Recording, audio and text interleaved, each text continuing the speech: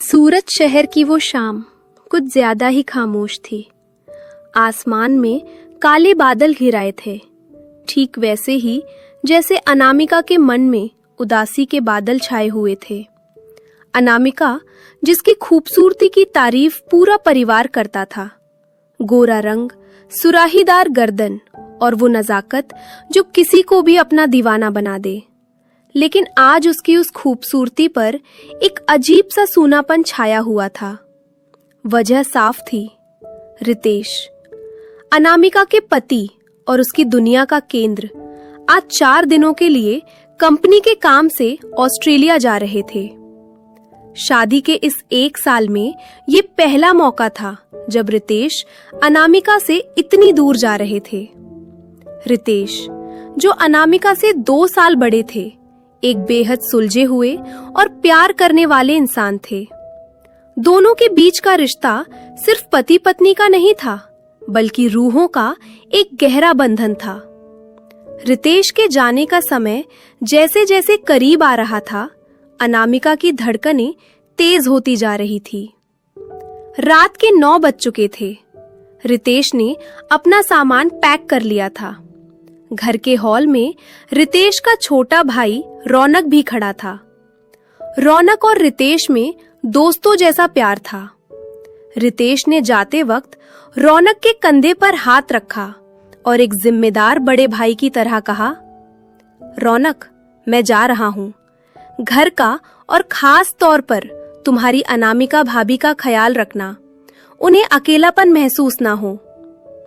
रौनक ने मुस्कुराते हुए कहा, भैया, आप बेफिक्र होकर जाइए, भाभी को कोई परेशानी नहीं होगी। रितेश ने फिर अनामिका की ओर देखा। अनामिका की आंखों में आंसू तैर रहे थे, जिन्हें वो रोकने की पूरी कोशिश कर रही थी। रितेश ने धीरे से अनामिका का हाथ अपने हाथों में लिया और बहुत ही प्यार से दबाया। वो स्पर्श ही अनामिका के लिए काफी था, जिसमें हजारों वादे छुपे थे।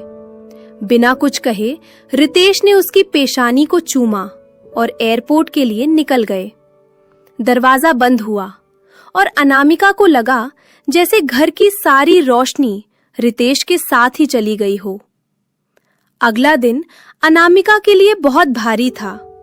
सुबह जब वो सोकर उठी तो उसकी नजर अपने बगल वाली खाली जगह पर गई। तकिए पर अभी भी रितेश की खुशबू बसी हुई थी। अनामिका ने उस तकिए को अपने सीने से लगा लिया और अपनी आंखें बंद कर ली।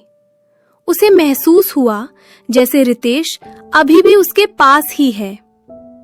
वो दिन भर घर के कामों में खुद को उलझाए रखने की कोशिश करती रही। रौनक भी समझ रहा था कि भाभी उदास है। उसने कई बार कोशिश की कि घर का माहौल हल्का रहे। वो डाइनिंग टेबल पर पुरानी बातें छेड़ता, हंसी मजाक करता, लेकिन अनामिका की हंसी में वो खनत नहीं थी। उसका शरीर तो घर में था, लेकिन रूह रितेश के साथ सफर कर रही थी। दूसरी और तीसरी रात अनामिका के लिए सबसे मुश्किल थी। बाहर मूसलाधार बारिश शुरू हो चुकी थी। खिड़कियों के शीशों पर गिरती बारिश की बूंदें अनामिका के दिल के शोर को और बढ़ा रही थी। वो अपनी बालकनी में खड़ी होकर भीगते शहर को देख रही थी। ठंडी हवाएं उसके जिस्म को छू रही थी और हर हवा का झोंका उसे रितेश की बाहों की याद दिला रहा था। उसे याद आ रहा था कि कैसे बारिश में रितेश उसे अपनी बाहों में भर लेते थे और कहते थे कि अनामिका, तुम इस मौसम से ज्यादा खूबसूरत हो। तभी बेडरूम में रखे फोन की घंटी बजी। अनामिका दौड़कर अंदर गई। स्क्रीन पर रितेश का नाम देखकर उसके चेहरे पर एक सुकून भरी मुस्कान आ गई। उसने फोन उठाया। हेलो। दूसरी तरफ से रितेश की गहरी आवाज आई। मुझे पता था तुम जागी होगी अनामिका। अनामिका की आवाज भर आई। आपको कैसे पता? रितेश ने धीरे से कहा, क्योंकि यहाँ हजारों मील दूर बैठकर भी मेरी धड़कनें मुझे बता रही हैं कि तुम मुझे याद कर रही हो। सच कहूं अनामिका, यहाँ ऑस्ट्रेलिया की चकाचौंध में भी मुझे अंधेरा लग रहा है, क्योंकि मेरी रोशनी तो तुम हो। उस रात फोन पर दोनों ने घंटों बातें की, वो बातें जिनमें शिकायतें नहीं थी, बस प्यार था। रितेश ने उसे समझाया, बस एक दिन और अनामिका, फिर मैं तुम्हारे पास हूंगा, और जब आऊंगा तो इस दूरी के हर एक पल का हिसाब हम प्यार से चुकाएंगे। चौथे दिन की शाम हो चुकी थी। अनामिका ने आज खुद को बहुत संवारा था। उसने रितेश की पसंद की वही साड़ी पहनी थी जो उन्होंने उसे पहली सालगिरह पर दी थी। उसने अपने बालों में मोगरे के फूल लगाए थे और आंखों में हल्का काजल सजाया था। उसे उम्मीद थी कि रितेश कल सुबह तक आएंगे, लेकिन दिल कह रहा था कि कुछ खास होने वाला है। बाहर बारिश अब भी रिमझिम बरस रही थी। अनामिका हॉल में सोफे पर बैठकर किसी किताब के पन्ने पलट रही थी, लेकिन उसका ध्यान दरवाजे पर था। रौनक अपने कमरे में था। तभी दरवाजे की घंटी नहीं बजी, बल्कि ताले में चाबी घूमने की धीमी सी आवाज हुई। अनामिका का दिल जोर से धड़कने लगा। वो अपनी जगह से उठी, दरवाजा खुला और सामने भीगे हुए कपड़ों में रितेश खड़े थे। उन्होंने अनामिका को सरप्राइज देने के लिए अपनी फ्लाइट जल्दी करवा ली थी। रितेश ने अपना बैग नीचे गिराया। अनामिका एक पल के लिए ठिठक गई। उसे यकीन नहीं हो रहा था कि उसका इंतजार खत्म हो चुका है। रितेश ने अपनी बाहें फैला दी।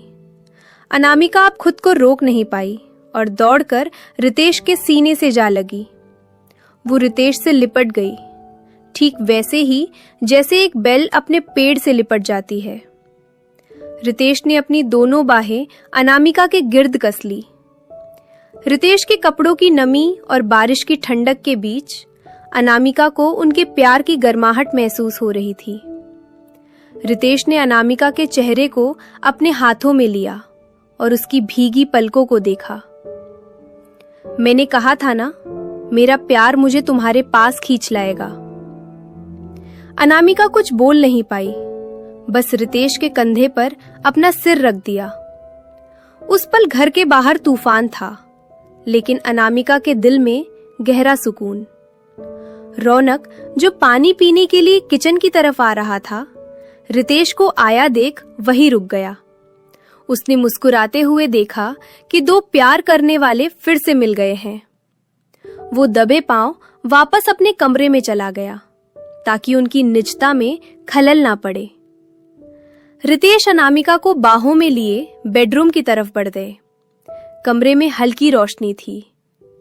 रितेश ने अनामिका के माथे को चूमा और कहा, ये 4 दिन 4 साल जैसे थे अनामिका। अब मुझे एक पल के लिए भी खुद से दूर मत करना।